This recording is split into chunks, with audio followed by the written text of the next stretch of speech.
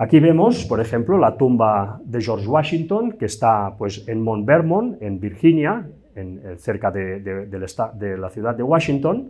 Aquí vemos su tumba. Veis que está presidida por dos obeliscos, luego allí vemos dos obeliscos más. Vemos aquí una foto actual de la tumba, donde si buscáis no encontraréis ninguna cruz. Es una tumba, pero no encontraréis ninguna cruz. ¿Por qué?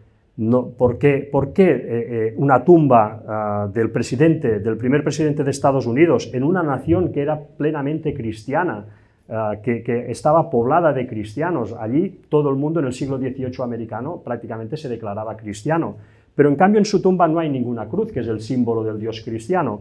¿Cómo es que aquí solo hay obeliscos y no hay ninguna cruz, ¿no? Vemos aquí la tapa de su ataúd, no vemos tampoco ninguna cruz por ningún lado, y una vez más la entrada, en una foto actual, vemos simplemente obeliscos, no vemos ninguna cruz. Por tanto, ya vemos que los masones decoran sus tumbas con obeliscos, no con cruces. Vemos aquí también, por ejemplo, la tumba de otro eminente personaje de la época de Washington, que era Alexander Hamilton, que fue masón y primer secretario del Tesoro de Estados Unidos de la época de George Washington. Vemos también su tumba y vemos como tampoco encontramos ninguna cruz. Aquí lo que encontramos son obeliscos. Lo mismo con la tumba, por ejemplo, de Benjamin Franklin, en Boston, Massachusetts. Franklin, que fue un investigador y un divulgador científico muy importante de la época de Washington, también quiso ornamentar su tumba con un obelisco. Aquí tampoco vemos ninguna cruz, ¿no? Entonces, ¿cómo es posible que en el siglo XVIII americano, con lo cristianos que eran, no hubiesen cruces en las tumbas de los masones? Aquí vemos un cementerio, por ejemplo, en Richmond, Virginia, donde vemos cómo se alternan las tumbas con cruces con las tumbas con obeliscos, ¿no? Las tumbas de obeliscos nos señalan sitios donde está enterrado probablemente un masón, y en las tumbas con cruces pues se nos presentan tumbas de gente normal, de gente pues en esos momentos cristiana, por lo tanto, decorando su tumba con una cruz. Esto ya vemos, por tanto, que aquí hay algo que debemos conocer, ¿no? Hay un símbolo que debemos conocer, y es el símbolo del obelisco. Ellos no decoran sus tumbas con una cruz porque ellos no creen en el Dios cristiano, ellos no creen en el Dios de la Biblia, ellos creen en Gadu, el gran arquitecto del universo. Aquí en la Wikipedia, por ejemplo, nos dice que el gran arquitecto del universo, expresado habitualmente con el acrónimo Gadu, es el nombre simbólico con el que suele referirse a un dios como primera causa del universo en ciertas órdenes iniciáticas, como por ejemplo la francmasonería. Así que ellos adoran a Gadu, no adoran al Dios de la Biblia. Ellos usan un obelisco porque pensemos que para ellos Gadu es el ser superior que les trae la luz del conocimiento a sus vidas.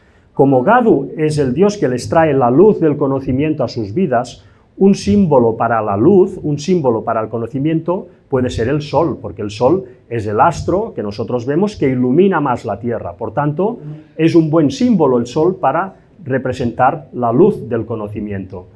Y precisamente un obelisco, uno de los significados que tiene el obelisco es que es un rayo de luz. Los mismos egipcios, que fueron los que empezaron con los obeliscos, y aún antes, pero para ponernos en un punto de inicio, los egipcios consideraban que el obelisco era un rayo del dios Sol, entre otras cosas.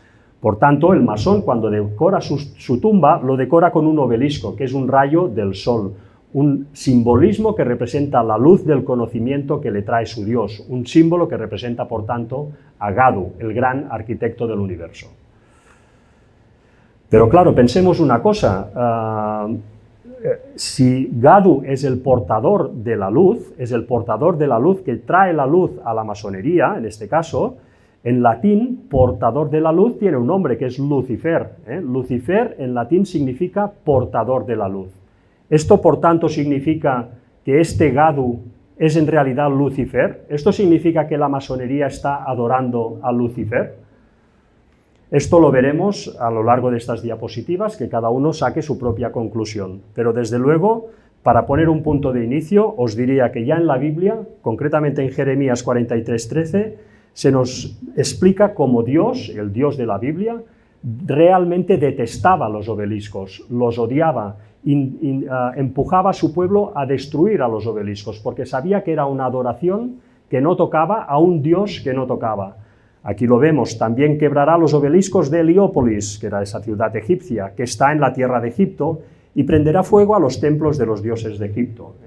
Así que el Dios de la Biblia ya vemos cómo odia los obeliscos, pues es raro que no odie también a quien representa los obeliscos, que es a ese portador de la luz, a ese Lucifer en latín.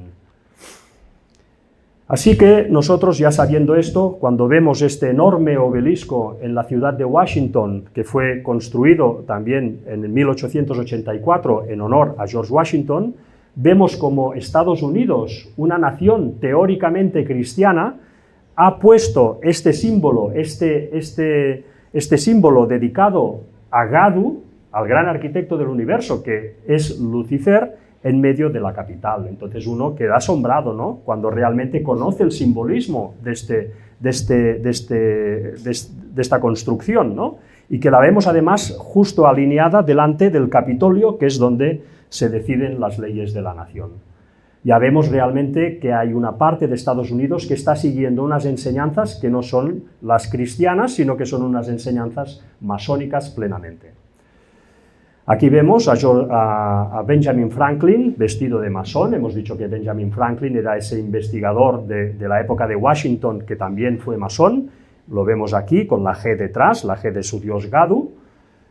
Benjamin Franklin fue uno de los firmantes de la Declaración de Independencia de Estados Unidos, que sabéis que fue en 1776. En el año 1776 se firmó la Declaración de Independencia. Pues bien, en esa declaración muchos de los firmantes eran masones. Lo era Benjamin Franklin, que fue uno de los firmantes, y lo fueron todas también estas personas que vemos aquí en un cartel de la época, donde salen todos estos distinguidos masones de la Revolución.